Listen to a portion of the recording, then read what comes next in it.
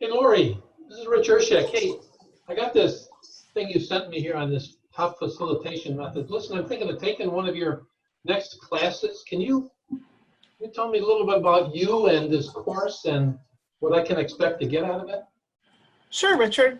Thanks for asking. I put together this short overview for you so that it gives you a better idea, and I'm glad you were able to have time to look it over in advance. But let me walk you through it to give you an example of what you might expect not only at the class, but the methods themselves. A little bit about where they came from, because a lot of people say, why does ToP work? And where did it come from? And is this something, I get the question frequently, is this something you just made up? And I say, I didn't just make it up. Yeah, that'd be perfect. Thanks. All right, let's look, a couple things that we're going to go over today, or in this short little description here. We'll do an overview of what the ToP methods are, who is ICA, why is there no technology in ToP methods, what's a workshop like, what could you expect at a certification, and why would you want to become certified.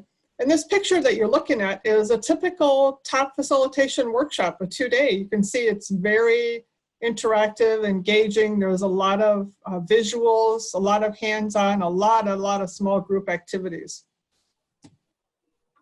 Great. Little overview? Yeah, sure. All right. Well, you already know my name's Lori Doherty, and when I'm not teaching ToP methods, I am also a nonprofit executive director going on 29 years. I discovered the ToP methods about 10 years ago and have become certified, and now I'm qualified as a mentor trainer, which means I can train other people on how to deliver the training. When I'm not teaching ToP methods and not facilitating or working in the nonprofit world, you could find me in the Everglades as a kayaker or snake hunter for pythons. Wow. I know that sounds pretty crazy, but wow, it's fun, right? I guess. All right. Let me talk a little bit. One of the examples that we like to use for ToP methods is a lot of companies use it in really small meetings, and a lot of organizations use it in small meetings, but it's also good for large organizations. In 2002, the World Health Organization and the Gates Foundation, you know who Gates is, right? Sure. Gates, right? They had a project called the Meningitis Vaccination Project, and they wanted to come up with a plan on how to successfully deliver on their project. So they already had an idea what they wanted to achieve, but they needed to come up with a plan on what exactly did they need to do, who was going to do what, and how are they going to do it. And they had 10 people meet over a period of 2 days and got their plans laid out and figured out what they needed to do to be successful. Okay, I'm just taking notes here. Okay. Go ahead. Great. I know when I first looked at the website for technology participation, the first thing that I thought was, I don't need more technology. I have computers, I have iPads, I'm a programmer back from the 70s. Why do I need another piece of technology? And I was so wrong. It's the technology of people and participation. It has nothing to do with electronics or programming or computers or PowerPoints. In all of the courses that I've taught, and I've probably taught 40 to 50 ToP facilitation courses or participated in them over the last 10 years, I've never used a PowerPoint. And it's all hands-on, it's all interactive, and it's the foundation of all the workshops is the ToP facilitation methods. And ToP is the acronym for Technology of Participation. There's a basic workshop, the one that's first, which is ToP facilitation methods, and then there are many other more advanced workshops. A lot of people like to go to the strategic planning, and that's generally the second class that they take. In the US only, there are 140 active ToP trainers, and it's offered in 24 cities nationally. And we all teach it the same way, so it's consistent. There's a brand recognition with ToP, where you take a ToP class in California or Florida or Illinois, it should be very similar. And basically, another ToP trainer could fly in from another city who I've never met before, and we could train together, and it would be a smooth process. Awesome? Yeah, sounds interesting. It's kind of in the can. It's a canned presentation. Yeah, and what we can do too is we alter the exercises for the groups. So while it is the same presentation throughout the US and internationally, if their particular group has some cases that they want us to look at for focused conversation or consensus workshop, we can use their particular situation, and it gets them a head start on using the methods themselves. Good. There's a lot to be said for consistency. Definitely. And the ToP methods were created, refined, and branded by the Institute of Cultural Affairs. The Institute of Cultural Affairs is a nonprofit organization worldwide. It's in over 48 countries. The USA headquarters for the Institute of Cultural Affairs is in Chicago. So it's pretty convenient to be able to go to ICA in Chicago and take courses there, as well as meet some of the people who were instrumental in developing these courses. Throughout my training and becoming an instructor, I have met many people who were in the foundational development of ToP methods, who lived and breathed it and lived in foreign countries and used it to develop communities. That's how ToP methods started, was community development. And then they figured out that this is working. And how can we make this replicable, and how can we get other people to learn how to deliver it? It's empowering. Their vision statement, or their reason for being, is empowering an authentic, sustainable transformation of individuals, communities, and organizations through methods and values. And it resonates through everything that they do. Interesting. So the ICA is in Chicago, and you're personally based in Florida, is that correct? Yes, yes. Okay. My primary area for delivering training is the state of Florida. I've trained probably over 450 people in the state of Florida, primarily the Department of Health, and they use these methods. It works for their community work, for their grantees within the organization itself. I see. ToP is very much interested in keeping the values intact of their methods, not only in how they train them, but in the methods themselves. To give you an example, one of the first values is inclusive participation. If you attend a workshop, you're going to be included. It's a very inclusive process. But what we teach you is also teaches you how to be inclusive in your meetings. And that means the person that has too many ideas and never shuts up, how do you include that person? How do you include the person who doesn't talk at all? How do you include the person who needs to be visual? How do you include the person who is more introvert? The process that we design and teach you to use includes everybody and makes everyone feel a part of the process. That's exactly what we need, because everybody in our meetings they're kind of all over the place. Yeah, and you get those who think they need to talk in too much, and they think they already have the answers. And sometimes what happens is when they give all their answers out loud, people feel impelled to follow them, whether they're the correct answer or not. Right. They may have the authority in the organization or something along those lines, but this process levels the playing field and makes everyone's input as important. The second value is teamwork and collaboration.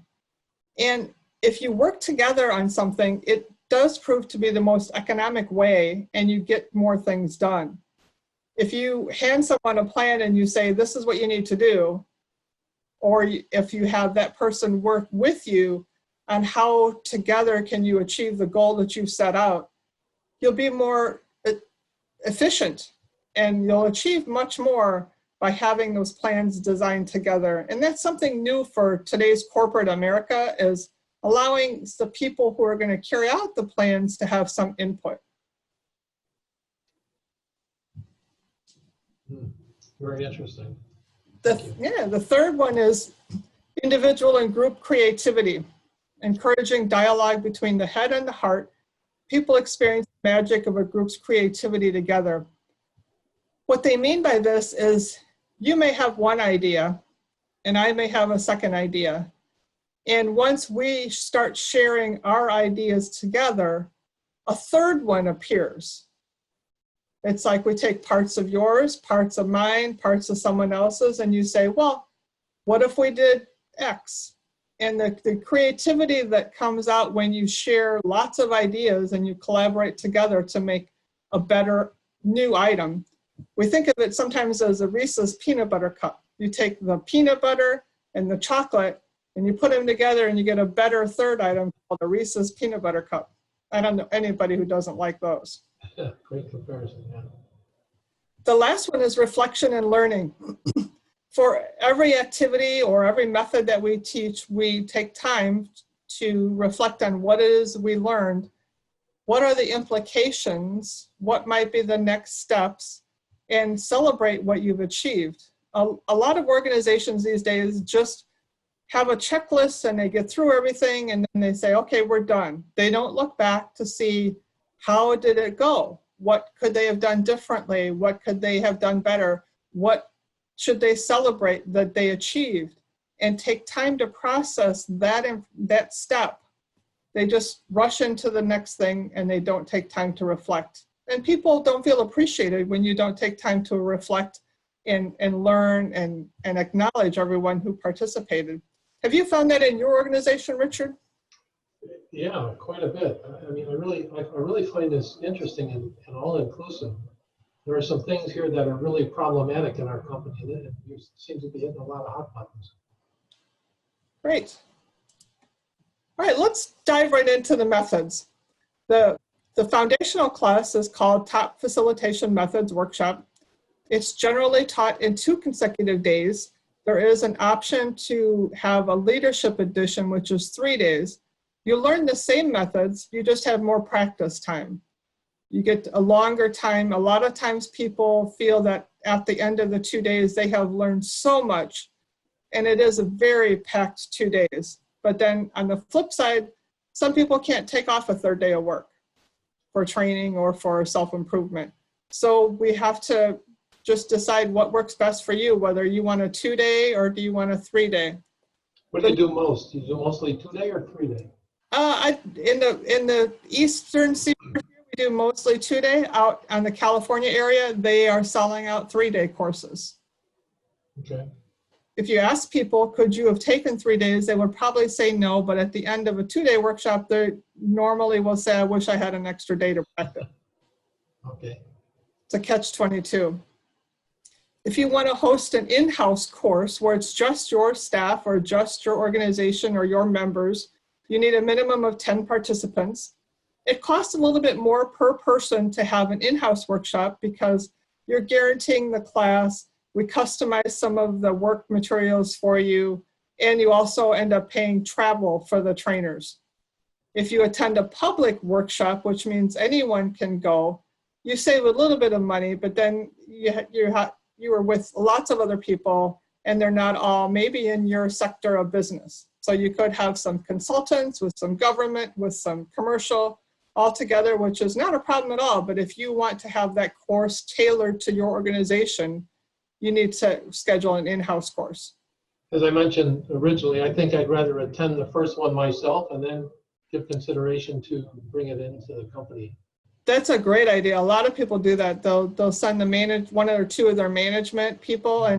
And I'm glad you mentioned that, because the biggest obstacle that we find from people using what they've learned is they're afraid of management not accepting the methods. So if management is aware of what they're learning by attending and shows full support of all the participants attend and all of their staff members, we get a lot more out of it. And it's definitely worthwhile having management there. And sending a manager to a public course and then bringing it in-house is a perfect way to do it, because then you're not intimidating people who are in your, who work for you. Right. Attending the public. It's very interactive and it's experiential. Like I said, there's a lot of hands-on activities. Okay, great. The first method that we learn is called the focused conversation. The second method you learn is consensus workshop. And the third thing that we learn is action planning. And action planning is includes some focused conversations and some consensus workshops as part of an action planning process. You can see we have some hand toys on the table. A lot of people like to fidget with something while they're learning. And if you give someone something to fidget with that's not their cell phone, you're less likely to lose them in the course, because they be using one of those pipe cleaners, just twirling on their finger while they're processing what they've learned. And some people have become very creative in making clothing and flowers and those types of things, but at the same time, they're still in the workshop and they're still understanding and participating. Awesome. A focused conversation is the first method that we learn. It's 4 levels of sequence of questions, moving the group from an initial response that anyone can answer to interpretation and clear conclusions. And we'll show you a sample here in just a minute. I use it for meetings. I write agendas, employee evaluations. And this theory is based on the human response to any kind of situation or scenario. Let me show you an example. Is that a way to get everybody involved? Definitely to get everybody involved. Okay. One of the overviews of the wall that we call it, it's a wall of when we're learning the methods. You can see that there are 4 rows of items: the objective, reflective, interpretive, and decisional. And the first level is something that everyone can answer. It's what did you see, hear, taste, feel, or smell? The next level is what are your response, your auto response to whatever you're talking about? What were you, did it associate a good memory, a bad memory? Did it make you feel good? Did it make you feel bad? That's a response. The third one is interpretive. I always say if you have to think about something, then it's an interpretive level. And the last one is decisional. So now that you've experienced something and you've shared whether you like or don't like it, you've interpreted what the meaning is. What do you do next? And let me give you another example of a conversation. Let's say that you have kids, Richard, and you went to the movie with your children, and you came out of the movie and you said to them, how did you like the movie? What do you think their response would be? It was all right. Yeah, a lot of data there. It gives you a lot of information to know whether or not you ever want to go to a movie similar to that again. And people, this world that we live in is one word answers. 140 characters or less is our conversation. What if you were to say to your child, what stood out for you from that movie we just saw? They might answer, I love the animations, I love the music, I love the theme, I love the character, I love the hair on the one character. They'll tell you the things that they remember from the movie. And that's an O-level question that anyone can answer. It's all objective level data. There's no right or wrong answer because everybody sees something different as part of the process. Then you would move on to say, well, what parts of the movie did you like? And then you'd also want to ask the flip question, what parts didn't you like? And if I were to ask you, Richard, what parts did you like or not like? You might choose to answer one side of that question. When you ask people a question with an or in it, they can choose the positive or the negative. And you're not getting both sides of the input from them. The third level is you would want to, this is the interpretive. What would be the message of the movie? What was the director trying to tell us? What effect on society will this movie have? I think there's a movie that just came out that talks about plastics and water. So if you were to ask this question of somebody who went to that movie, you might say, well, society might be taking a closer look at their water systems or their ponds or sources of water. The last level is decisional. Who do you want to tell about the movie? And when might you watch it again? And there are lots of different examples of this conversation that you learn at the workshop, as well as there's a couple books that will refer to you that each have over 100 conversations, already written out for you that you can draw from. Do you think if you had that kind of conversation with someone who you went to a movie with, you would have more of a richer engagement than just how did you like the movie? Yeah, no question, and not just relative to a movie. I mean, this process can be used in so many different ways. I just substituted the word movie in my mind for a lot of other things. It's a way to get people conversational. Right. I think you said when I talked earlier that you like to write a lot of articles. Yeah, If you were writing an article about a particular scenario or situation, you might say, what are the facts that I need to share about this situation? exactly. What are the good parts of what we know? What are the bad parts of what we know? What's the implication of the changes that they're presenting? Right. Implication of changes in your company if you adapt these new procedures. And then what do you want to do next? So that's the 4 levels all in a nutshell. Yeah, very interesting. Yeah, and we go over it a lot, and we have practice, and you get to practice writing your own focus conversation during the 2-day workshop. Do you practice them Yes, interactively? Yes, we practice in small groups and pairs. You get a chance to write your own conversation. You get a chance to practice when you go home the first night with your family members on using a focus conversation at home. We encourage you to listen to the news broadcast to see what kind of engagement news people have. Are they just strictly at the beginning level where they're just sharing facts, or are they at the D level? Do they ever have an inference or implication of what might occur from something in an interview process? They spend most of their time when they're interviewing someone. It's quite interesting when you look at it from that point of view. Yeah. The second method we learn is consensus workshop method.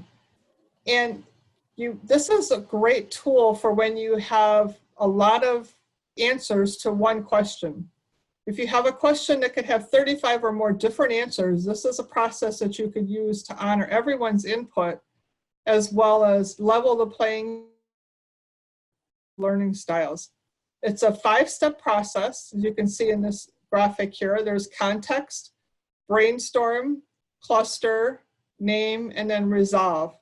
And this workshop, in all the times that I've taught it, the answers that they come up with are always so different than if you had just tried to write the answer to the question without going through this process. It's hard to explain, but the groups themselves will be amazed at the Reese's peanut butter cups that they've created by having all of their input put together. Does that make sense? It does. Is this something also that you practice in the workshop? You actually do this? Yes, the afternoon of the second day, we split the room into groups, and each room on its own will do its own workshop. Wow. Yeah, this is what one of the workshops will look like. So for instance, this focus question for the workshop that everyone answered was, what can we do as a network of facilitators to promote participation as a way to increase involvement and ownership in our community organizations in the next 5 years? And those white cards that are on the wall is all of the input from, it started off with brainstorming and small groups and best ideas, different ideas. They're all put up on the wall, and then the group together sorted them into columns. That was all their work that was done. And then the titles are representative of what that column represents.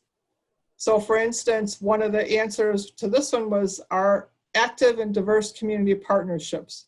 We need to have a clear and focused plan. We need inclusive, engaging, and participatory meetings.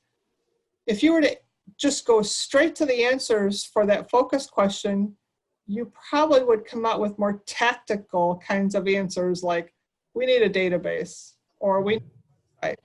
You wouldn't come up with categories of things that are richer meaning that include all of the ideas. Let me give you some other questions that have been used in a consensus workshop on a regular basis. These are, what are the elements of a successful event?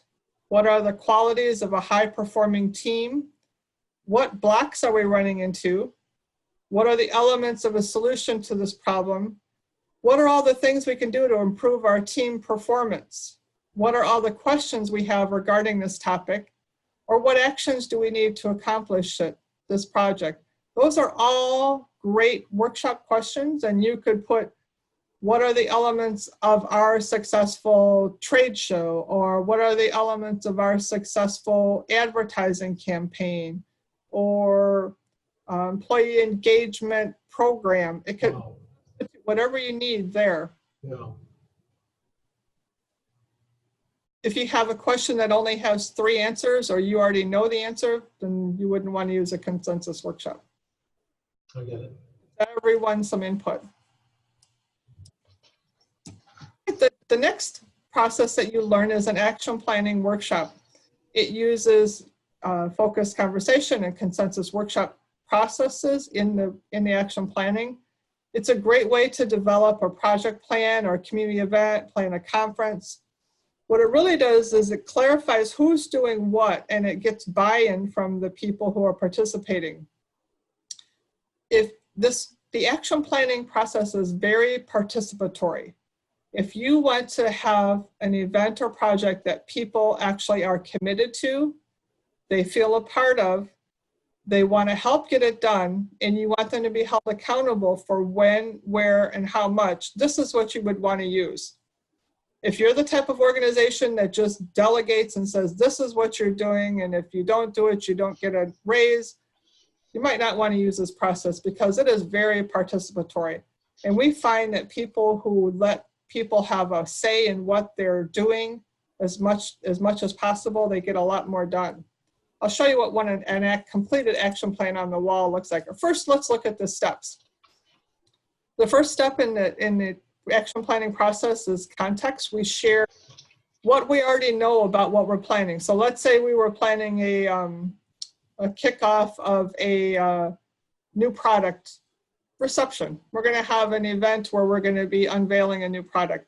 It's 2 hours. We know what date it is. We know where the venue is. We know how much money is in our budget that we want to spend on that. How we're going to spend it yet, but we know how much money we have to spend. So that's all the context step. The victory step is we imagine the day after that event, and we think wildly. So in your wildest imagination, you're at work the day after this reception kickoff of our new product. What did you hear people say? What did you see going on? What were some of the foods that you tasted? What are the activities that you had done? This victory step allows people to think past what is normal. They think about things that are maybe sort of at first glance crazy ideas, but let's say, for instance, somebody says, I saw Led Zeppelin playing music there. Well, obviously you're not going to have some $1 million musician, but that lends you to the next third idea. Well, what kind of music could we have? Maybe we have a staff band. Maybe we have a community band. Maybe there's some volunteers from the high school. So the fact that that crazy person said, let's have, J-Lo, gives you the interpretation that there might be something middle ground here that you could do. The next level is we look at the current reality. What are the strengths and weaknesses of our planning team? So let's say on your group you have somebody who is really great at marketing, and you'd say one of our strengths is Joe's been doing marketing for 10 years and he does great marketing plans. One of our weaknesses is no one has ever taken care of a safety issue on a venue that's quite this big. We don't know what to do to keep people safe, how to control the traffic, how to control parking. Those are some things that you would want to write down in this step. The benefits and dangers is of a successful event. If we're really successful, what could unintended consequences be both in the benefits and dangers? So benefits would be something like, if you were doing a kickoff of a product, the benefits of a successful event would be you would sell more of them, or you would have more inquiries, or you would want to have more dealers, and those types of things. The dangers of a successful event could be similar. We could have a higher demand for our product than we can produce. Right.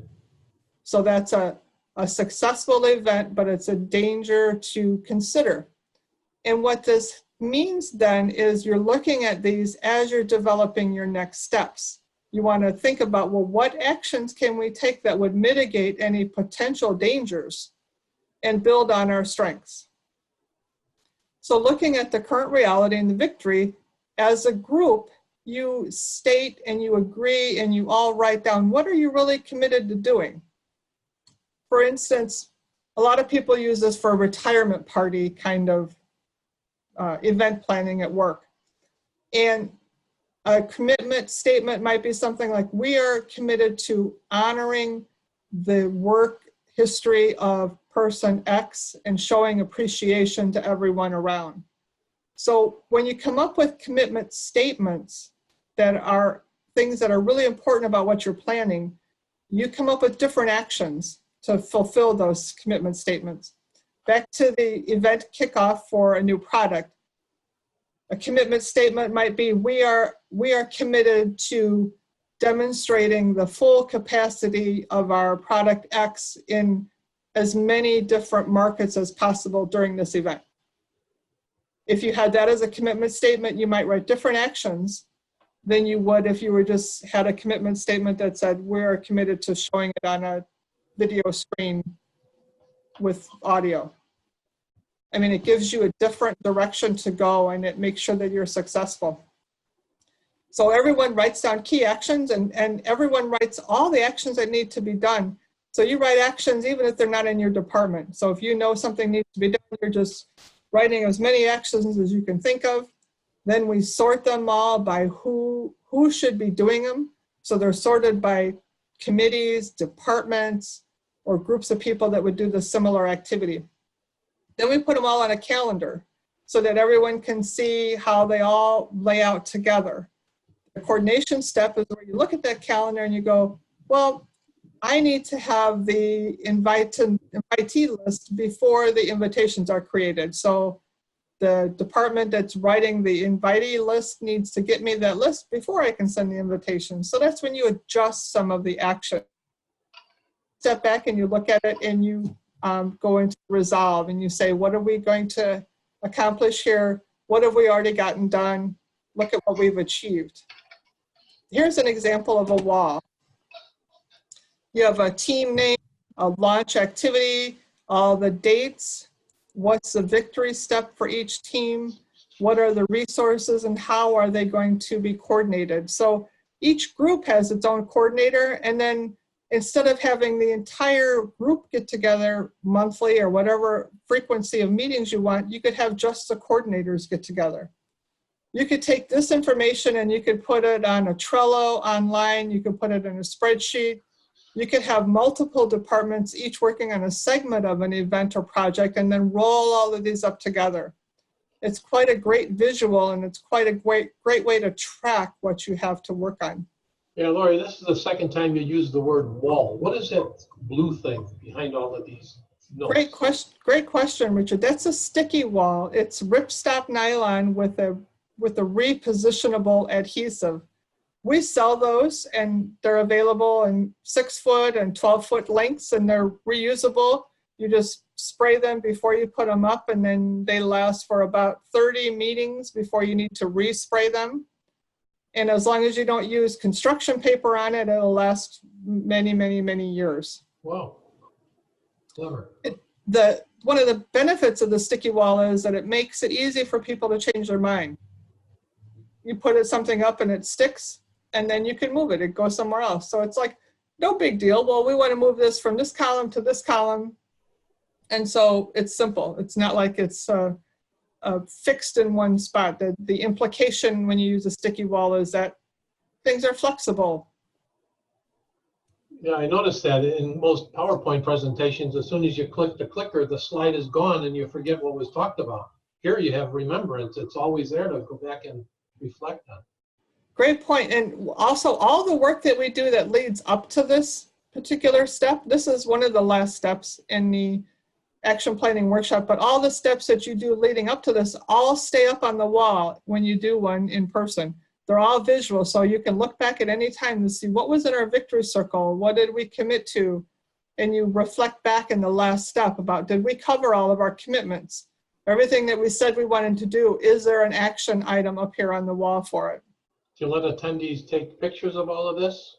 Yes, they can take all the pictures they want. They can't video because it's a proprietary training, but we encourage them to take pictures. In fact, in the classes that I teach, I send them an album of all the pictures that I've taken for them too. And a workbook that's 40 some pages, 45 pages, that gives you all the methods, and it has all the forms in it, and you can follow it step by step. Wow, thank you. One other process that you learn in one of the more advanced classes that seems to be really popular is it's called a historical scan or wall of wonder. It can be used to, if you have multiple groups who are joining together, maybe you have a new owner taking over of an organization, you have, you just want to know, how did we get to where we are today? This is a great way to do it, and it also binds a group together when they work on this, because they all see that they had something that led to where they are today. And here's an example. The question here might be, what are all the things that you remember? I don't know what their focus question was, but the first level here across is in their own organization. So that's the Washington Cultural Community. And these are all things that occurred at the local level. So they may have had a rule passed, they may have organized themselves, they may have gotten 20 new members, all those things. And you can see at the top, there are dates, so 1960, 70, 80, 90. Then the next level down is arts and culture field. So this is a little broader. So this might be, these are things that happen in Washington. These are things that happen throughout the arts and cultural field in a broad sense. So maybe nationally, maybe larger parent organizations. These are things that people would write out cards. The last one is what happened in the world that had an effect on what we're doing. And then, so people would write out whatever cards they wanted. So if you were writing out an item to put on this timeline that was a world event, you would, your local organization, you would write it in orange. If it was somewhere in between your local organization and the world, you'd write it in blue. And then you come up and you put it under the year that it applies.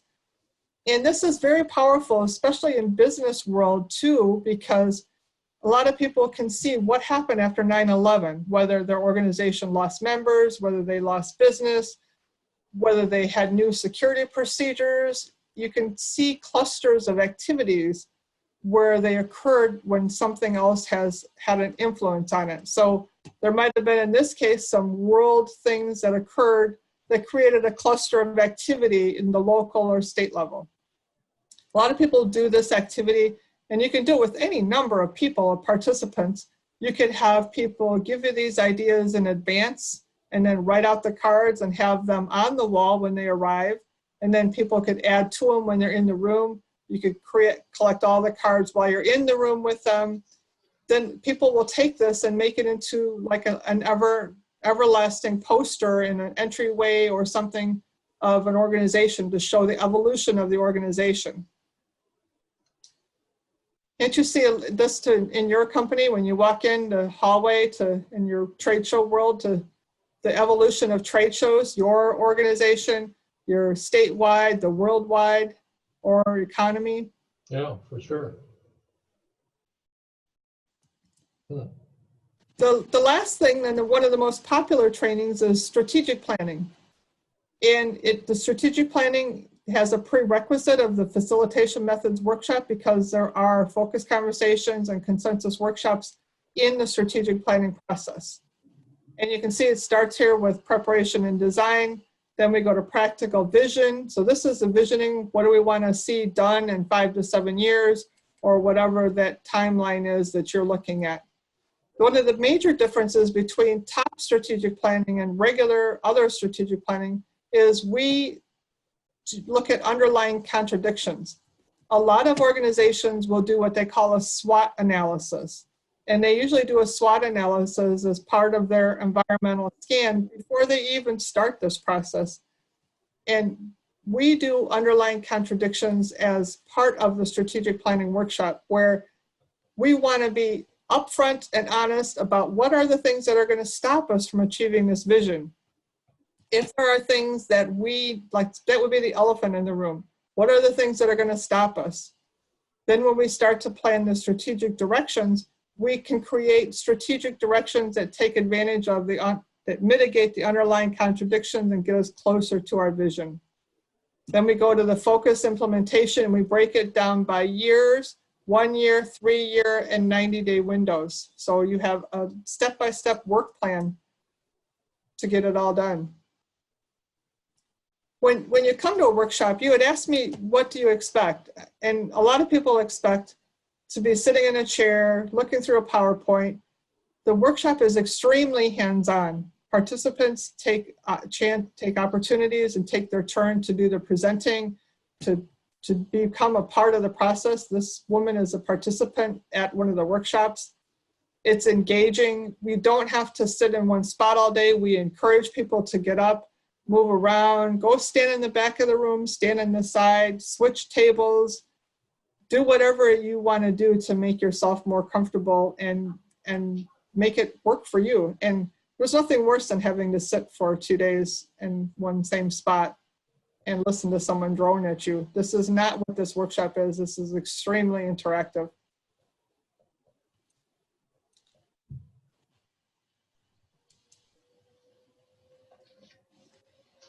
The last thing we wanted to cover is just, you'd asked me about getting certified as a facilitator. There are 2 kinds of certifications. There's the IAF certification, which is International Association of Facilitators. And then there is ToP certification. IAF, I believe, became a spin-off of ToP facilitation certification. I need to double check that, but there are 2 separate certifications now at this point. The process is very similar. So if I were to, in retrospect, I would have gotten certification in both at the same time, and that's what I recommend my clients do. If you're going to prepare a portfolio of experiences and you're going to have 2 on-site observations and submit, you may as well submit a similar portfolio for both organizations so that you can be an IAF certified facilitator and a ToP. One of the major differences is you can become an IAF certified facilitator and not know ToP methods. You would be facilitating all the other kinds of methods and things that you come up with all on your own.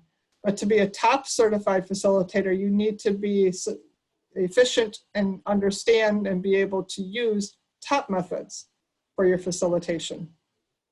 It's a process that can take you, depending on how aggressive you are, anywhere from 6 months to 2 years. Have, in addition to the on-site observations from another certified facilitator, you'll have to submit some client surveys that is arranged for you. So you tell the certifying board who the clients are, and we send them a survey. You attend an assessment interview from 2 assessors that ask you questions about the portfolio that you put together, and then you pay a small certification fee. There's no renewal. So once you're certified, you're certified. You don't have, there's no other ongoing cost. Well, Richard, what do you remember from today? Wow. I think the thing that was most impressive to me is that there's a lot of engagement in this and interaction between the people that are taking the course. Great, great. What do you like about what you heard so far? That it's a lot of doing instead of just watching and listening. I mean, it seems like I'd be involved in this, and everybody in there is involved, and they're from so many different areas of industry that there's no commonality, so everybody's kind of in this together. Right, right. What areas maybe are you still a little unclear or muddy or not sure of what you heard so far? This sounds like a focused conversation. It is. We're in a focused conversation. Wow, what was that last question? Where areas are you still a little muddy or unclear? Honestly, Lori, nowhere. I think I get it. I think this makes perfect sense to me. I get the idea. Right. What difference in your organization do you think it would make is if you guys were to use these methods in your meetings with your staff and your clients?